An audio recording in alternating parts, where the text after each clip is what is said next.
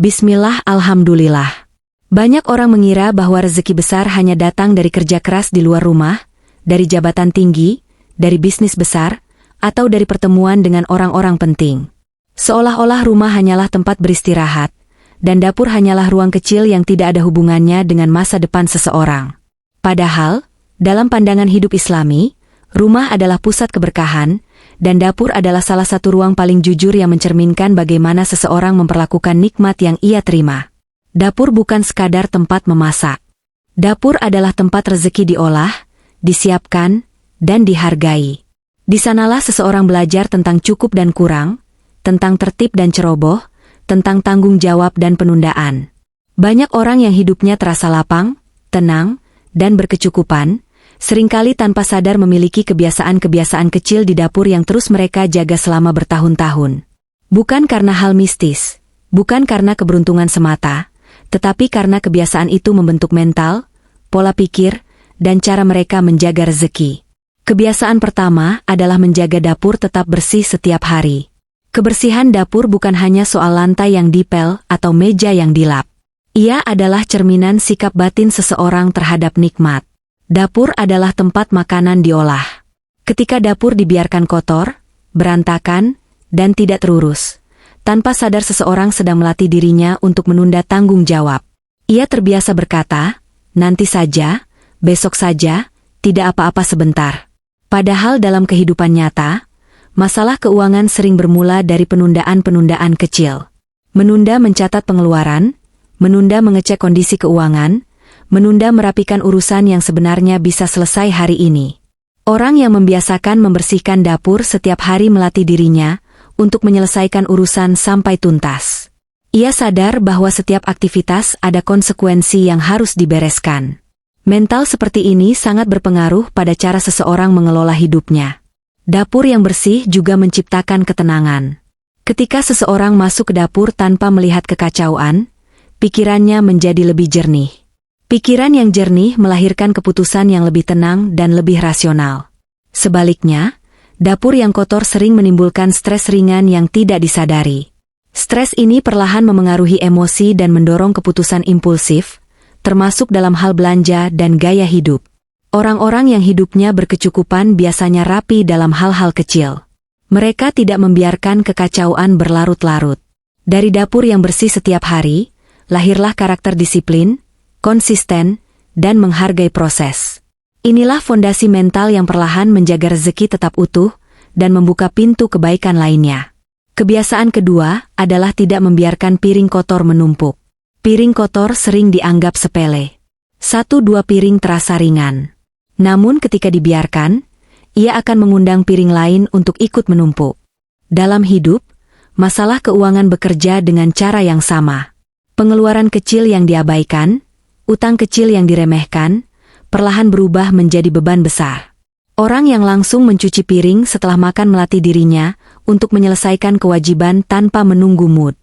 Ia tidak bergantung pada rasa malas atau alasan lelah. Mental ini sangat berharga dalam dunia kerja dan usaha. Banyak orang gagal bukan karena tidak mampu, tetapi karena terbiasa menunda hal-hal yang sebenarnya bisa selesai dalam waktu singkat. Secara psikologis, piring kotor yang menumpuk menciptakan rasa bersalah tersembunyi. Mungkin tidak disadari, tetapi melihatnya membuat pikiran tidak tenang. Pikiran yang tidak tenang menurunkan fokus. Fokus yang menurun mengurangi produktivitas. Dan produktivitas yang menurun berpengaruh langsung pada kualitas hidup dan penghasilan. Sebaliknya, dapur yang rapi dan piring yang bersih memberi rasa lega. Ada kepuasan kecil karena telah menunaikan tanggung jawab. Kepuasan kecil ini menumbuhkan rasa percaya diri dan kontrol diri. Orang yang merasa hidupnya terkendali biasanya lebih bijak dalam mengatur uang dan tidak mudah panik saat menghadapi masalah. Kebiasaan ketiga adalah mengambil makanan secukupnya. Di dapur dan meja makan, seseorang belajar mengendalikan diri dengan sangat jujur. Tidak ada yang memaksa untuk mengambil berlebihan. Ketika seseorang tetap mengambil secukupnya, itu berarti ia mampu mengendalikan keinginannya sendiri. Sikap ini adalah kunci utama kestabilan ekonomi. Banyak kesulitan finansial bukan karena penghasilan kecil, tetapi karena gaya hidup yang berlebihan. Pola berlebihan ini sering dimulai dari hal sederhana, termasuk cara mengambil makanan. Ketika seseorang terbiasa mengambil terlalu banyak hanya karena tersedia, ia sedang melatih mental serakah tanpa sadar. Mengambil makanan secukupnya melatih kesadaran akan kebutuhan. Ia tahu kapan harus berhenti. Ia tidak mengikuti nafsu mata, tetapi mendengarkan kebutuhan tubuh. Dalam urusan keuangan, kemampuan membedakan kebutuhan dan keinginan adalah fondasi hidup yang mapan. Kebiasaan ini juga menumbuhkan rasa cukup. Rasa cukup membuat hati lebih tenang dan tidak mudah iri. Orang yang tidak mudah iri tidak tergoda memaksakan gaya hidup di luar kemampuannya. Ia melangkah perlahan, stabil, dan bertumbuh dengan cara yang sehat. Dari piring yang diambil secukupnya, lahirlah karakter sederhana, penuh pertimbangan, dan tahan terhadap godaan hidup konsumtif. Kebiasaan keempat adalah menghabiskan makanan tanpa mubazir. Menghabiskan makanan bukan hanya soal adab, tetapi cerminan cara seseorang menghargai hasil usaha. Setiap makanan yang tersaji di dapur melewati proses panjang, ada waktu, tenaga, dan biaya di baliknya. Ketika seseorang terbiasa membuang makanan, tanpa sadar ia sedang melatih dirinya untuk meremehkan proses tersebut. Sikap ini perlahan membentuk mental abai terhadap nilai, termasuk nilai uang. Secara nyata, mubazir di dapur sering berjalan seiring dengan kebocoran keuangan. Orang yang tidak keberatan membuang sisa makanan biasanya juga tidak terlalu peduli pada pengeluaran kecil. Padahal justru pengeluaran kecil yang terus berulang sering menjadi penyebab utama uang cepat habis tanpa terasa. Menghabiskan makanan melatih kesadaran bahwa rezeki tidak datang begitu saja. Ada jerih payah di baliknya. Kesadaran ini membuat seseorang lebih berhati-hati dalam mengambil keputusan, lebih bijak saat berbelanja, dan tidak mudah menghamburkan apa yang dimiliki. Orang yang terbiasa menghargai makanan biasanya juga menghargai pekerjaannya, waktunya, dan penghasilannya. Kebiasaan ini juga menumbuhkan rasa tanggung jawab. Ia tidak ingin ada nikmat yang terbuang sia-sia. Rasa tanggung jawab inilah yang menjadi fondasi penting dalam kehidupan ekonomi. Orang yang bertanggung jawab pada hal kecil cenderung bisa dipercaya dalam urusan besar, termasuk pekerjaan dan usaha. Dari kebiasaan sederhana ini terbentuk karakter hemat, sadar nilai, dan penuh pertimbangan. Kebiasaan kelima adalah menyusun bahan makanan dengan rapi. Menata bahan makanan di dapur terlihat sepele, namun dampaknya sangat besar. Ketika bahan tertata, seseorang tahu apa yang ia miliki dan apa yang benar-benar dibutuhkan. Ia tidak mudah tergoda membeli sesuatu yang sebenarnya masih tersedia di rumah. Dapur yang berantakan sering membuat seseorang lupa stok yang ada. Akibatnya, belanja dilakukan berulang kali tanpa perhitungan. Pola ini sangat mirip dengan keuangan yang tidak dicatat dan tidak direncanakan. Uang keluar terus, tetapi tidak jelas kemana perginya. Orang yang terbiasa merapikan bahan makanan biasanya memiliki pola pikir sistematis dan tidak nyaman dengan kekacauan. Keteraturan melatih seseorang untuk mengevaluasi, memperbaiki kesalahan, dan mengambil keputusan dengan lebih tenang. Selain itu, dapur yang rapi menciptakan rasa aman dan nyaman. Tidak ada kepanikan saat memasak, tidak ada kebingungan saat mencari bahan. Ketika hidup dijalani dengan tenang dan terencana, risiko keputusan impulsif menjadi jauh lebih kecil. Kebiasaan keenam adalah memasak sendiri daripada terlalu sering membeli. Memasak sendiri bukan hanya soal penghematan, tetapi latihan kesabaran dan kesadaran nilai.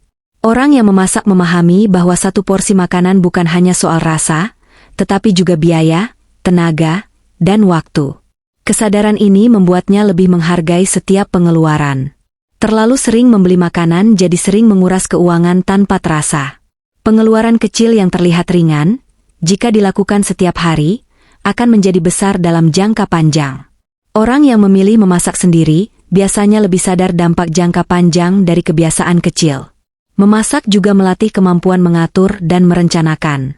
Mulai dari menyiapkan bahan, mengatur waktu, hingga menyajikan makanan. Kemampuan ini sangat relevan dengan pengelolaan keuangan dan pekerjaan. Orang yang terbiasa mengatur dapur dengan baik biasanya lebih terampil mengatur hidupnya. Selain itu, memasak sendiri menumbuhkan rasa cukup dan tidak bergantung pada kemudahan instan. Ia tidak selalu mencari jalan tercepat, tetapi memilih jalan yang lebih bijak. Mental ini penting dalam membangun kehidupan yang stabil, karena kestabilan jarang lahir dari jalan instan. Kebiasaan ketujuh adalah membersihkan kompor dan meja setelah dipakai. Membersihkan kompor setelah memasak menunjukkan bahwa seseorang tidak ingin meninggalkan urusan setengah jalan. Ia terbiasa menyelesaikan tanggung jawab sampai tuntas, bukan hanya menikmati hasil akhirnya saja. Sisa minyak dan noda yang dibiarkan akan semakin sulit dibersihkan. Hal kecil yang tidak dibereskan segera akan menuntut tenaga dan emosi lebih besar di kemudian hari. Pola ini sangat mirip dengan masalah keuangan. Hal-hal kecil yang diabaikan sering berubah menjadi beban besar. Kebiasaan ini melatih kesadaran terhadap proses dan dampak. Seseorang tidak hanya fokus pada makanan yang tersaji, tetapi juga kondisi dapur setelahnya. Dalam dunia kerja dan usaha, sikap seperti ini sangat menentukan kepercayaan dan kestabilan. Dapur yang bersih setelah digunakan memberi rasa puas dan tenang. Tidak ada beban mental karena pekerjaan tertunda. Ketika batin tenang, seseorang lebih mudah berpikir jernih dan rasional. Pikiran yang jernih sangat berpengaruh dalam mengambil keputusan hidup yang sehat dan tidak gegabah. Dari kebiasaan membersihkan kompor dan meja, lahirlah pribadi yang rapi, tuntas, dan bertanggung jawab. Pribadi seperti inilah yang lebih siap menjaga rezeki agar tidak bocor dan lebih mampu mengembangkan apa yang dimilikinya dengan penuh kesadaran. Kebiasaan ke-8 adalah tidak malas membuang sampah dapur. Sampah adalah bagian yang tidak bisa dihindari dari aktivitas memasak. Namun cara seseorang memperlakukan sampah menunjukkan bagaimana ia menghadapi sisi tidak menyenangkan dalam hidup.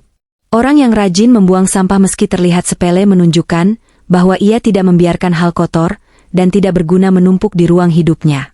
Sampah yang dibiarkan akan menimbulkan bau, mengundang penyakit, dan merusak kenyamanan rumah. Dalam kehidupan ekonomi, kebiasaan membiarkan masalah kecil seperti pengeluaran tidak penting, kebiasaan boros, atau utang kecil yang tidak dikontrol akan menimbulkan dampak serupa.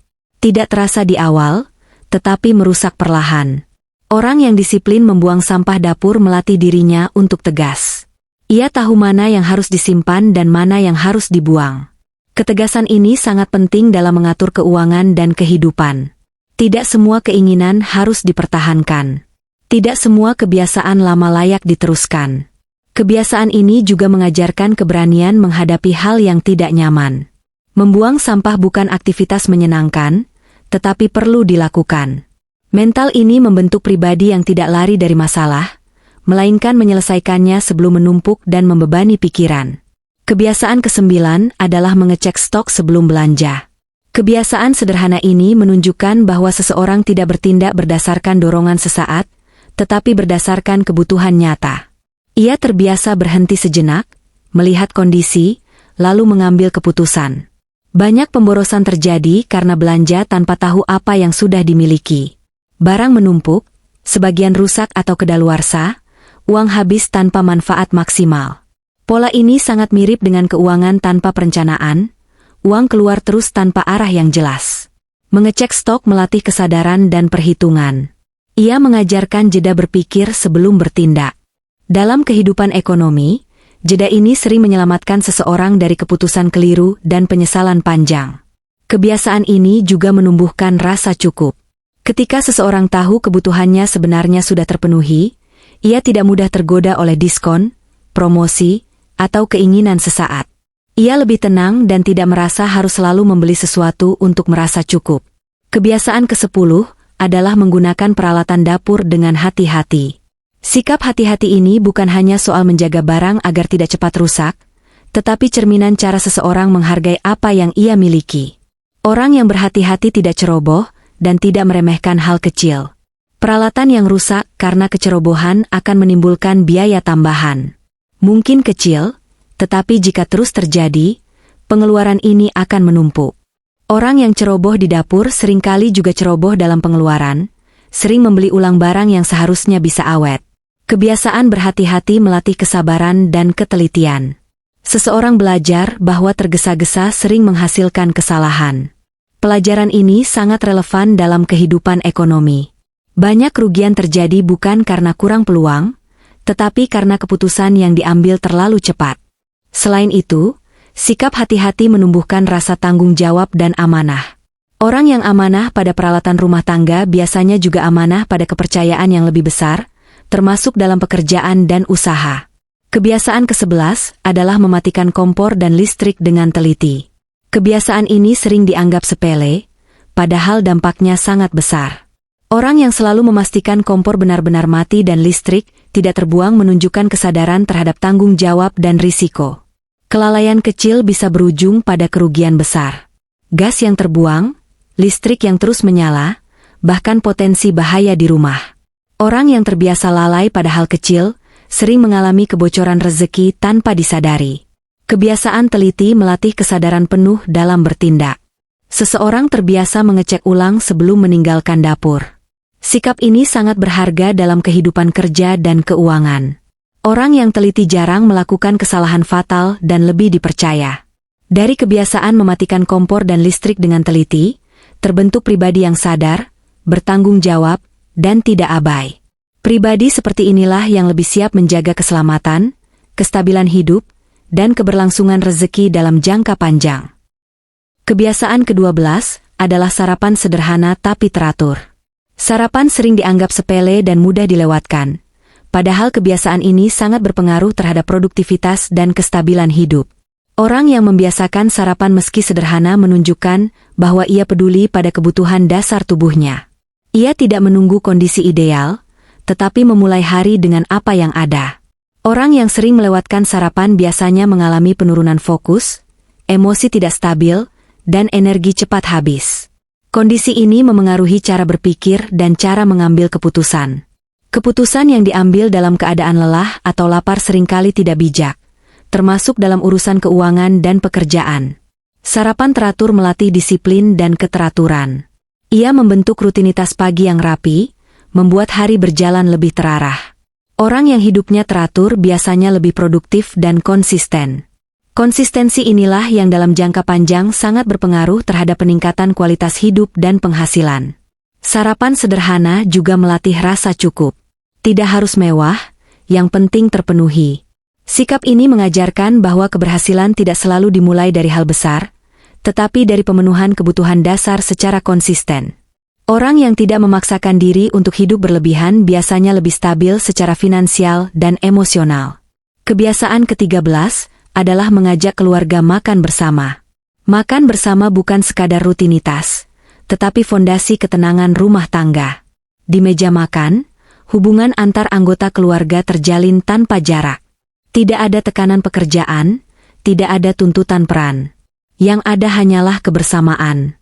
Rumah yang hangat menciptakan suasana batin yang tenang. Ketenangan inilah yang sering menjadi kunci keberhasilan seseorang di luar rumah. Banyak orang gagal mengelola rezeki bukan karena kurang kemampuan, tetapi karena hidup dalam tekanan emosional yang tidak pernah reda.